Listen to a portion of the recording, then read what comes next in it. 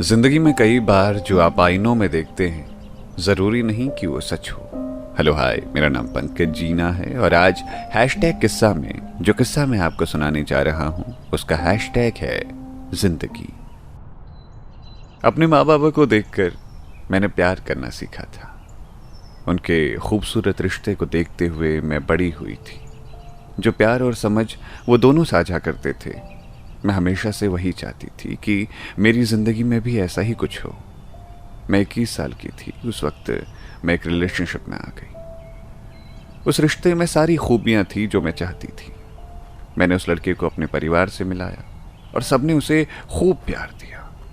कुछ दिनों के बाद हम दोनों के परिवार भी आपस में मिले। ये सब बहुत जल्दी जल्दी और सीरियसली हो रहा था, लेकिन मैं बहुत ज़्यादा प्यार में थी।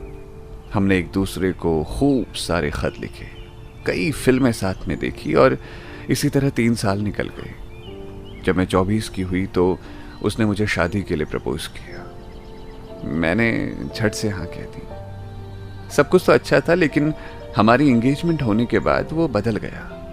मैं एक फोटोग्राफर थी तो मेरे काम का वक्त थोड़ा अटपटा सा था और कभी कभी तो रात में भी इस काम की वजह से बाहर रहना पड़ता था और ये चीज़ उसे परेशान करने लगी। कुछ ही टाइम बाद वो मेरे साथ शूट्स पे जाने लगा।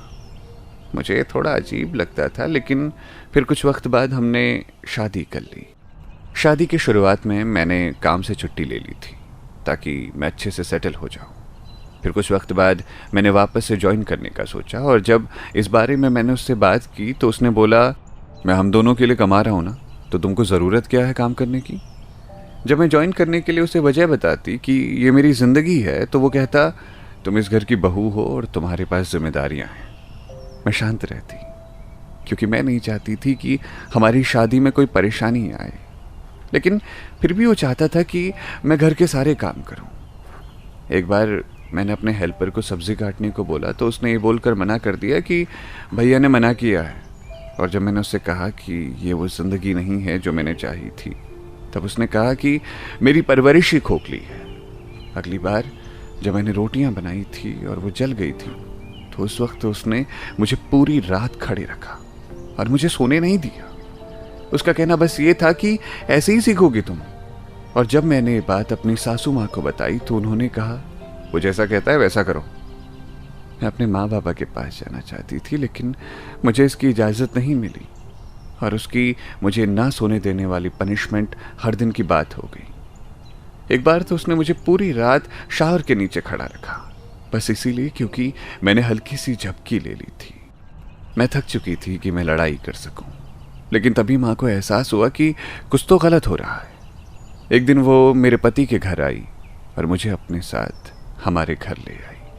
हालांकि मेरे पति ने उन्हें रोकने की कोशिश भी की, लेकिन माँ के आगे किसकी चल पाती थी। मैं जब अपने घर पहुंची तो मुझे सुकून की सांस मिली और मैं सो गई। एक बार मैं सोई तो वापस 12 घंटे बाद मेरी नींद खुली। बाबा ने मुझसे पूछा, सब ठीक है ना। मैं टूट गई। मैंने रोते हुए उन्हें सारी बातें बता दी। वो सारी बातें सुनकर हैरान हो गए। अब कोई चांस नहीं था कि वो मुझे वापस उसके पास भेजने वाले थे। 2 हफ्ते बाद मेरे पति ने बिना मुझे बताए एक डाइवोर्स लेटर भेज दिया। यहाँ तक कि उसके परिवार के लोगों ने हमारे सारे रिश्तेदारों को ये खबर पहुँचा दी कि मैं मानसिक रूप से बीमार हूँ। मुझे पैनिक अटैक्स आने लगे और मैंने थेरेपी लेने शुरू कर दी। तब मुझे एहसास हुआ कि मेरे साथ मनोवैज्ञानिक रूप से दुर्व्यवहार हो रहा था।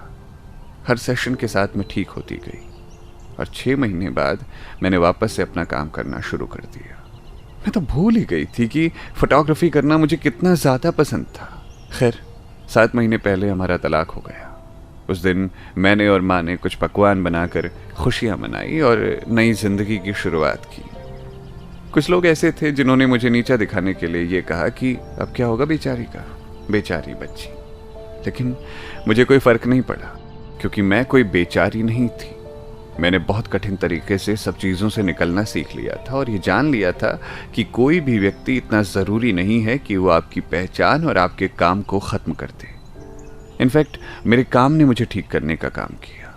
शुक्र है अब मुझे लोग एक फोटोग्राफर के रूप में जानते हैं। किसी की पत्नी, प्रेमिका और बहू के रूप में नहीं। तो ये था आज का हैशटैग किस्सा। सुनते रहिए रेडियो सिटी। मेरा नाम है पंकज जीना।